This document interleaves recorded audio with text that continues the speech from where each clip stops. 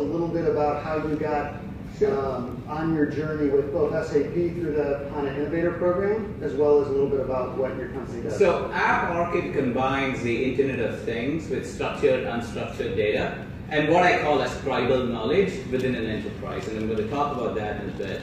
But suffice to say that in the Internet of Things, we're talking about billions of sensor points. We have smart meters, smart transformers, smart cars, smart GPS.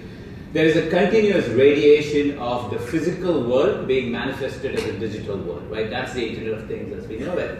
But what is singularly missing in the whole equation is what is stuck in a person's mind, it's in his head. It's a tribal knowledge, it's a tribal wisdom of how to run a business. Like a field engineer, for example, legend has it that he can smell a transformer and figure out when it's likely to fail, right? So that is the level of intelligence that has been baked into people's wisdom over several years in several industries like utilities, oil and gas, insurance, what have you. So what App Orchid does is it uses cognitive computing and artificial intelligence as the foundational fabric for amalgamating three streams of data. We call it the Internet trifecta. It's the Internet of Things, the Internet of Process, and the Internet of People, right? So that's essentially what App Orchid does, and we are working very closely with SAP for several reasons. One, of course, is HANA, which is an amazingly wonderful engine, and we'll address it a little later. But also because of the enterprise reach that SAP has, right? With the S4 HANA, now you have this amazing HANA engine manifested as a business horsepower, system. So that's the interest for us. We are an enterprise company, so who better than SAP to partner with?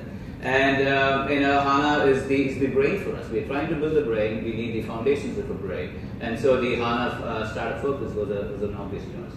The whole aspect of keeping the liability off the books and the beauty of critical infrastructure companies, and by that I mean utilities and oil and gas companies and fertilizer companies and insurance companies that are dealing with a lot of moving parts. There is a significant fear of the unknown.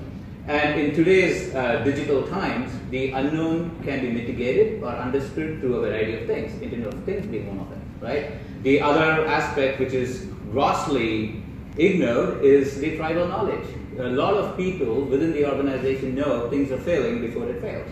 And it will manifest itself in the form of emails and maintenance logs, asset logs, which to a large extent have never made it to an SAP system because they're not digitized. So we see significant traction thanks to the Facebooks and the Googles of the world and LinkedIn's of the world who have figured out the unstructured data side of things. That same momentum, that same appetite is coming into the enterprise community. So a lot of people are now asking, how can we now understand social media trends? Emails, I mean, not to step on Fourth Amendment laws or any of that, but there is significant capability to parse, if not parse the emails, at least understand the metadata of the emails. Our friends at NSA know that very, very well, right? And being able to now understand where the trends are and how to maximize visibility of the risk. And baking that into SAP system, asset management systems and VR can provide some significant insight. I think Dave,